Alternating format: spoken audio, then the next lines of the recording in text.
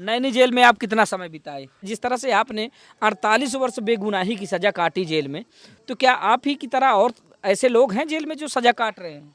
जब आप आ रहे थे तो कैदी लोग क्या कह रहे थे जो आपके साथ ही रहे होंगे, साथ ही अरे रहते हैं? बार रोवर रहे का भेंट हुई, मैं कहा तुझसे भेंट करियो। जब आप जेल में रहा करते थे तो वहाँ पर कैसा कैसा व्यवहार आपके साथ होता था? हो दारू मंगा ले रहे हैं, पक्की कहाँ? जहलिया बा नंबर आ रहा है ना, हाँ पक्के हाँ अब और जीव रहे हाँ तो कब कोई मंगाओ का तुम मंगाओ, हाँ। फिर उन्हें ले आओ तो थोड़ा हमको दे दे अपने खूब पिए। नमस्कार दोस्तों, दर्शक न्यूज़ 24 में आप सब लोगों का बहुत बहुत स्वागत है। मैं हूं आपके साथ आर के निषाद। दोस्तों अभी इस वक्त हम उत्तर प्रदेश के कौशाम्बी जनपद में मौजूद हैं और स्क्रीन पर आप 104 वर्षीय बुजुर्ग लखन सरोज जी को देख पा रहे होंगे।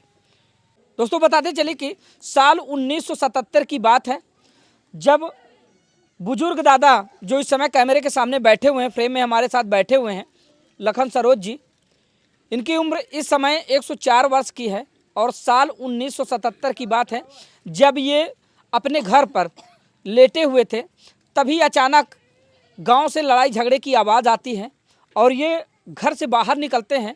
और जैसे ही घर से बाहर निकलते हैं तो देखते हैं कि प्रभु और एक और पार्टी होती है, उस दो पार्टियों के यानी कि दो पक्षों के बीच में लड़ाई झगड़ा हो रहा होता है।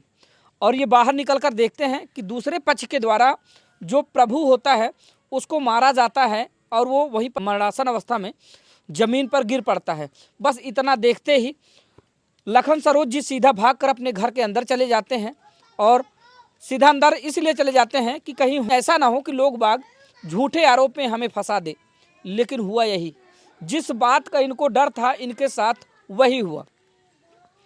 इस समय आप देख पा रहे होंगे इनके चेहरों पर झुर्रियाँ, आंखों में बेबसी, लाचारी। इनकी पूरी कहानी ये है कि उस झगड़े के बाद जैसे ये घर के अंदर चले जाते हैं, अगले दिन एफआईआर की जाती है। तो एफआईआर में जो प्रथम पक्ष होता है इनको बनाया जाता है, यानी कि पार्टी इनको बनाया जाता है, इनके नाम एफआईआर की जाती है, जबकि उस झगड़े से इनका दूर दूर तक कोई लेना देना नहीं होता है। फिर उसके बाद पुलिस आती है, इनको गिरफ्तार करते हैं। गिरफ्तार करने के बाद पुलिस चार्जशीट पेश कर इनको जेल भेजने का काम करती है। जेल जाते हैं, जेल जाने के बाद इनकी जमानत होती है, जमानत से ये बाहर आते हैं और उसके बाद इस सेशन कोर्ट के द्वारा इनको उम्र कैद की सज़ा साल 1982 में सुनाई जाती है। और 1982 से लेकर अभी तक यानी कि 48 साल इन्होंने जेल में बिताया है। बेगुनाही की सज़ा इन्होंने 48 साल जेल में काटी है और अब जाकर ये रिहा हुए हैं। सवाल सबसे बड़ा ये है कि दरअसल जिस गुनाह की सज़ा ये जेल में काट रहे थे वो गुनाह तो इन्होंने किया ही नहीं था। तो बेगुनाही की सज़ा जिस तरह से इन्होंने जेल में रहकर काटी है, अब उन 48 वर्षों का हिसाब इनको कौन देगा? उत्तर प्रदेश सरकार या फिर भारतीय न्याय व्यवस्था या फिर भारतीय कानून व्यवस्था? दोस्तों ज़्यादातर बता दें कि आज भी अगर देखा जाए तो प्रत्येक जेलों में ऐसे कैदी हैं जो बेगुनाहों की सज़ा लखन सरोज जो दादाजी हैं इनकी तरह काट रहे हैं। दोस्तों अब ये जेल से बाहर आ चुके हैं, इनसे इनका हाल माहौल जानेंगे। जिस समय ये जेल में रहते हैं तो जेल में रहने के वक्त इनके दामाद और इनकी बेटियों ने काफ़ी संघर्ष किया। उन लोगों ने हाई कोर्ट में जाकर अपील की, जिसमें हाई कोर्ट ने इनके पूरे मामले को फिर से एक बार नए सिरे से जांच पड़ताल शुरू किए। जांच में पाया ये गया कि दरअसल जो व्यक्ति 48 वर्षों से जेल में सज़ा काट रहा है दरअसल वो निर्दोष है। तो यही है वो शख्स लखन सरोज जी जो 48 वर्षों तक लगातार जेल में अपनी बेगुनाही की सज़ा काटे और आज ये बाहर आए तो इनके साथ इनका इकलौता लड़का नहीं है बल्कि बेटी आज इनका सहारा बनी है।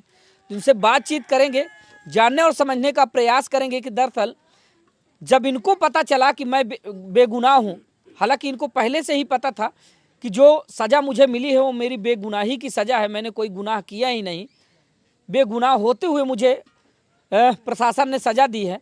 और आखिरकार आज जब कोर्ट को पता चला कि हकीकत में जिस व्यक्ति को हमने सज़ा दी है वो बेगुनाह है, तो इनकी क्या कुछ मांगे हैं और जिस 48 वर्ष इन्होंने हवालात में बिताए हैं तो समय का माहौल इनका कैसा रहा बहुत सारी बातें हैं जो दादाजी से जानने और समझने का प्रयास करते हैं। तो पूरी खबरों में आप अंत तक बने रहिएगा। आइए दादाजी से बातचीत करते हैं।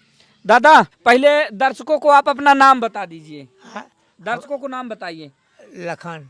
लखन सरोज जी। हाँ अच्छा, ये साल 1977 की बात है जब झगड़ा हुआ था, हाँ साहब, हाँ गांव में ही। गाँव में द्वार चढ़ के भवा है। किसका किससे झगड़ा हुआ था? झगड़ा भा देशराज से, मलेश्वर से, कलेश्वर से, कल्लू से।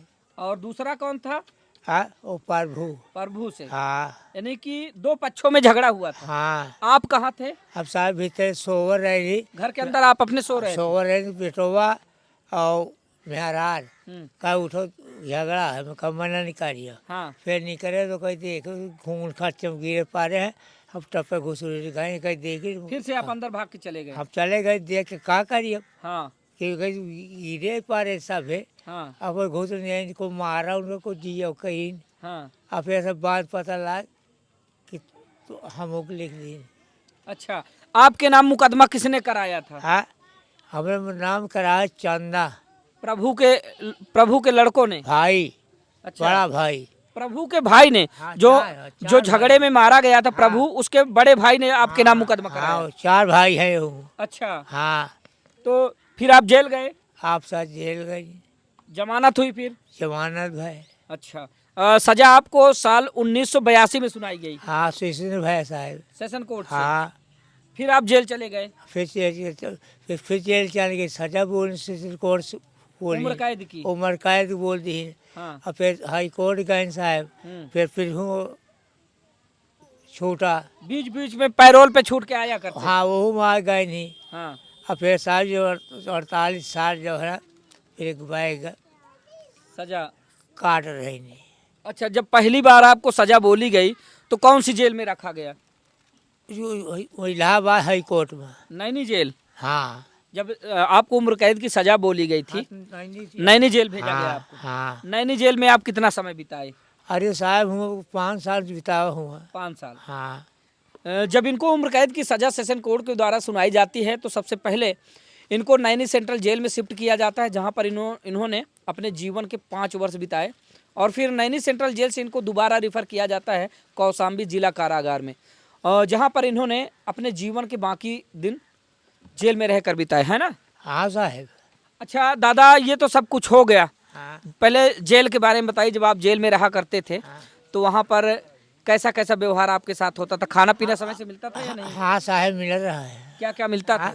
साहब हमको दूध, हाँ। अंडा, सेब, चाहे नार खाओ चाहे केला खाओ, सब सब रहे, सब व्यवस्था में बनाए रहे। खातिरदारी बढ़िया होती थी? हाँ बहुत बढ़िया होती रही। सब समय से मिलता था खाना हाँ पीना मिल वगैरह? रहा है। अच्छा अच्छा।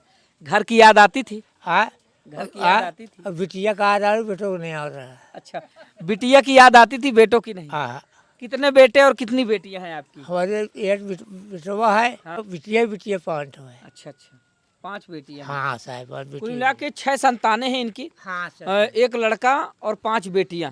अच्छा दादा, सबसे बड़ा जानने का विषय ये है कि आपकी इस विषम परिस्थिति में साथ किसने दिया, आपके लड़के ने या फिर बेटियों ने? हमारी बिटिया साथ दी, लड़का नहीं दी इसको। जेल से आपको कौन छुटाया? हमारी बिटिया छुटाई, दमाद छुटाई। मुकदमा आपका कौन लड़ा? हमारी दमाद लड़ी। दामाद? बिटिया। अच्छा हाँ। दोस्तों, जिस जगह पर हम मौजूद हैं ये इनके दामाद का घर है और इनकी उन 5 बेटियों ने दरिया दिली दिखाते हुए इनके पूरे मुकदमे को लड़ा। जो भी खर्चा आया 5 बहनों ने मिलकर खर्च किया। यहाँ तक कि high court, Allahabad high court में जाकर उन्होंने अपील किया। इनकी ज़मानत मंजूर हुई और लास्ट में आखिरकार इनकी मेहनत रंग लाई, इनकी बेटियों की मेहनत रंग लाई। कोर्ट ने इनको बाइज्जत बरी किया और अभी हाल ही में ये जेल से रिहा होकर आए सीधा बेटियों के घर में, और बेटियां भी इनका पूरा सेवा सत्कार कर रही हैं। और आगे की बातें दादाजी से और जानते हैं कि दरअसल अब 48 साल का हिसाब कौन देगा। तो दादा, अब तो आप छूट के आ गए हैं हाँ साहब। और बिटिया दामाद के यहाँ हैं, हाँ साहब। तो क्या कुछ कहना चाहेंगे? आप साहब जो कहें, अब सरकार हमारे को दे 48 साल कुछ साहब हमें दे नहीं, कहा खा मर जा। अब बिटिया छुटा रहे, कितना कमाए कितना नहीं कमाए, सरकार दें आपका। हमारे अन्याय हो है हमको न दें, हमारे न्याय जो है तो सरकार हमको दें। तो उत्तर प्रदेश के मुख्यमंत्री योगी आदित्यनाथ जी हैं, हाँ। तो क्या कहेंगे उत्तर प्रदेश सरकार से? यही कहा कि वह काचा पानी हमें दिया कहीं कहा खाओ, हमें राग ठाउर बनाओ। अच्छा, और कुछ कहना चाहेंगे? हाँ, और कुछ कहना चाहेंगे? आप साहब जो दिया है कि जो कही थी हमारे वो तो साहब को जो हमें कि वहाँ जिंदगी बीती जाए, हाँ। अपन खाए पिए के जो है उतने वो पार हो जाए, भगवान हमारी मौत ले लिए। अच्छा अच्छा। अब बिटिया घर छोड़ कर जाओ। अच्छा, जब आप बाहर आए छूट कर, हाँ, तो अभी कैसा महसूस कर रहे हैं? मतलब कि अच्छा लग रहा है बेटियों के साथ, परिवार के साथ? बहुत बढ़िया साहब, बहुत बढ़िया साहब। मना करे थे कि न जाओ घर, हाँ। और फिर चले जाए, लड़ाई दंगा करे, फिर भाग के आ जाए। बेटियों की याद आती थी ज्यादा? हाँ, और फिर हम ये भाग गए थे, जो बड़ी सहाय थी। अच्छा, जब आप जेल गए थे तो कितनी बेटियों की शादी हो चुकी थी? हाँ, और फिर पाँचों कई नाम है, नाती नातकुल सब ही है। हाँ। हाँ, तो 1971 में जब भारत पाकिस्तान का युद्ध हुआ था, लड़ाई हुई थी भारत पाकिस्तान की, आपको तो याद होगा फिर? वो साहब वेद अब समझ लगे नहीं चले रहे थे, तो चले पत हो जाए चूंटी करे गरियाई कहा भारत कहा जा तो जो जाओ हम कहा है कहा था। अच्छा अच्छा। और चीटी काले गरियाओ लाए हंसे लागे। हाँ। और अब जब उन्हें तनी मजाक कर दो छिहत्तर लगा देते। अच्छा। हाँ साहब, हाँ हाँ। तो अच्छा, जो मुकदमा आपके नाम किए थे वो लोग हैं अभी? वो सब मर गए, तीन मर गए। हाँ। ये कल था तो वो। अच्छा, हाँ यानी कि जिस तरह से आपको फर्जी फंसाए थे उसकी सजा उनको भगवान दे रहा है। हाँ, तीन मर गए, तीन भाई। हाँ। चार भाई रहे, एक ठो है वो ससुराल को मेहरारा मार के वो मरे वाला है। अच्छा हाँ, वहाँ 40-45 साल का वो मरे वाला है। अच्छा। दादा, उस समय तो जमाना ज़्यादा डिजिटल था नहीं, पुलिस वाले साइकिल वाइकिल से आया करते थे। साइकिल से साहब आओ रहे आपको किससे ले गए थे? है किससे ले गए थे पकड़ के आपको? हमका, हम साहब से जौन है, फिर एक दाद हुआ हाजिर हो गई नहीं नई रिसट में। हाँ। और फिर 4 दरोगा नहीं भेज दिया है, हाँ।